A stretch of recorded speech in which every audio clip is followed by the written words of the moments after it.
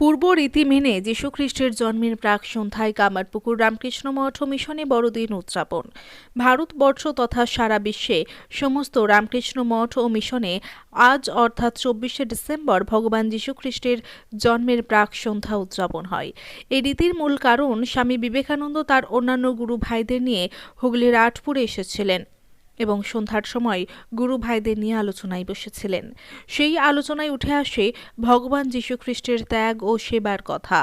মানুষ সেবায় নিজের জীবন দান করেছিলেন ভগবান যীশুখ্রিস্ট, আর সেই মানব সেবাকে মূল মন্ত্র করেই স্বামী বিবেকানন্দ তার অন্যান্য গুরু ভাইদের নিয়ে সন্ন্যাস ধর্ম গ্রহণ করেছিলেন এবং মানুষের সেবায় জীবন উৎসর্গ করার কথা বলেছিলেন। আর তখন থেকেই বেলুড় মঠের সঙ্গে সঙ্গে সারা ভারতবর্ষ তথা বিশ্বের বিভিন্ন প্রান্তে ছড়িয়ে থাকা রামকৃষ্ণ মঠ ও মিশনে 24শে ডিসেম্বর অর্থাৎ ভগবান যীশুখ্রিস্টের জন্মের পূর্বের দিন প্রাক সন্ধ্যায় বড়দিন পালন করা হয়।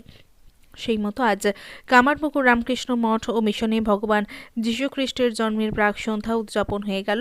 দেশ বিদেশের বহু দর্শনার্থী ও ভক্তগুলোর সমাগম হয় আজকের এই বিশেষ অনুষ্ঠানে বলেই মঠ সূত্রে জানা যায়। হুগলির গোঘাটের কামারপুকুর থেকে সন্তোষ সাঁতরার রিপোর্ট, সময়ের সংবাদ।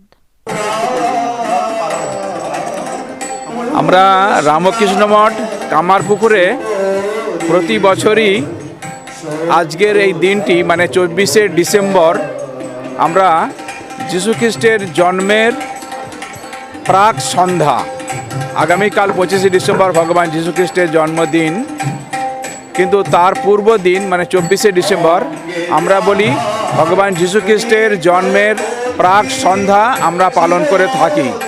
তার কারণ আমাদের রামকৃষ্ণ মঠ ও রামকৃষ্ণ মিশনের বেলুড় মঠেও এই উৎসব পালন করা হয়।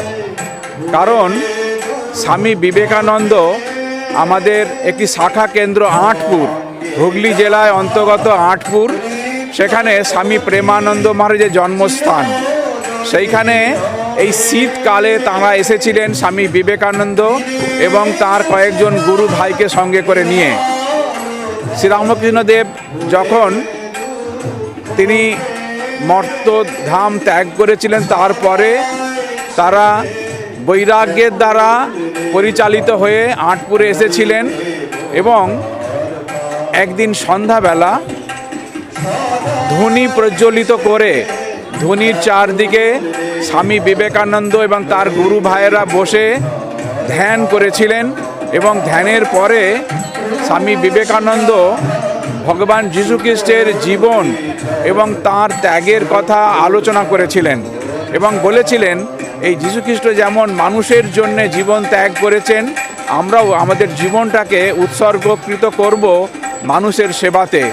এবং তারপরেই তারা বরাহনগরে ফিরে গিয়ে সেখানে সন্ন্যাস গ্রহণ করেছিলেন এবং তারা ঠিক করেছিলেন যে বাকি জীবনটা তারা মানুষের সেবায়, ভগবান যীশুখ্রিস্ট যেমন মানুষের সেবার জন্য তার জীবনটাকে দান করেছিলেন এবং তারাও ঠিক করেছিলেন তাদের জীবনটা মানুষের সেবাতে ব্যয় করবেন। এই শপথ তারা এই ধনী যে জ্বেলেছিলেন, ধনীর সামনে তারা প্রতিজ্ঞা গ্রহণ করেছিলেন। তো তারপর থেকেই এই দিনটিকে আমরা রামকৃষ্ণ মঠ ও রামকৃষ্ণ মিশন, বেলুড় মঠ এবং বেলুড় মঠের যত শাখা কেন্দ্র আছে সারা ভারতবর্ষে এবং পৃথিবীর বিভিন্ন প্রান্তে সমস্ত জায়গায় আমরা এই 24শে ডিসেম্বর ভগবান যীশুখ্রিস্টের প্রাক সন্ধ্যা আমরা পালন করে থাকি।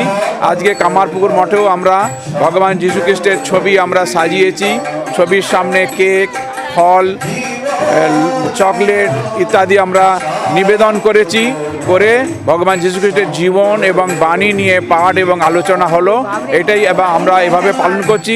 এখন ভক্তদের এই কেক প্রসাদ প্রদান করা হবে।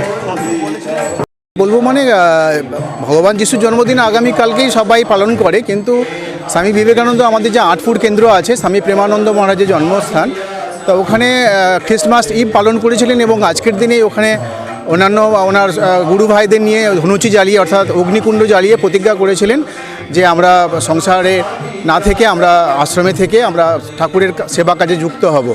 তো সেই দিনটা ছিল যীশুখ্রিস্টের জন্মের আগের দিন, সেই জন্য রামকৃষ্ণ মিশনে যে পালন করা হয় খ্রিস্টমাস ইভ বলে পালন করা হয়।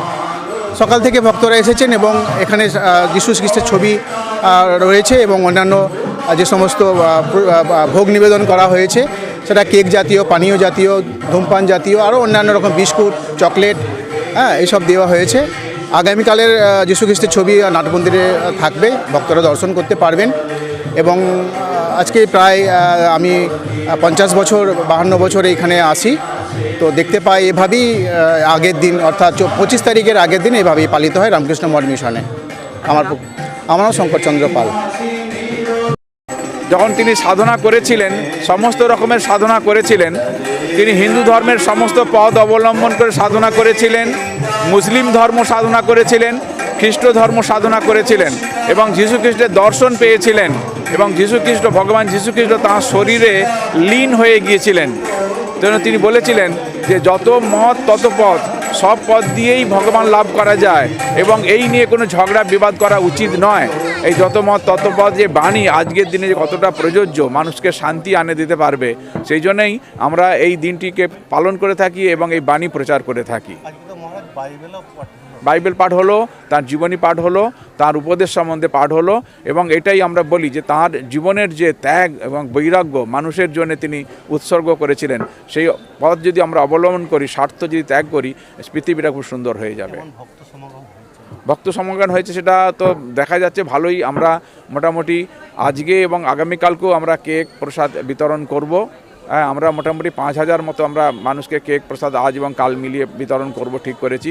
তো আজকে দেখতে পাচ্ছি কত, এখন বুঝতে পারছি না, এখন বিতরণ চলছে, বোঝা যাবে কতজন মানুষ প্রসাদ পেতে পারে। আপনার সন্তানের পড়াশোনা নিয়ে চিন্তিত? চিন্তা কি, আসুন আমাদের স্কুলে। বিজ্ঞানসম্মত উন্নত সিলেবাস, অভিজ্ঞ শিক্ষক শিক্ষিকা দ্বারা পড়াশোনা। 2024 শিক্ষাবর্ষে প্লে গ্রুপ 2+ হইতে 5ম শ্রেণী পর্যন্ত ভর্তি চলিতেছে। যোগাযোগ Sripur national primary institute, Kamarpukur, Dakbungalow, Hooghly.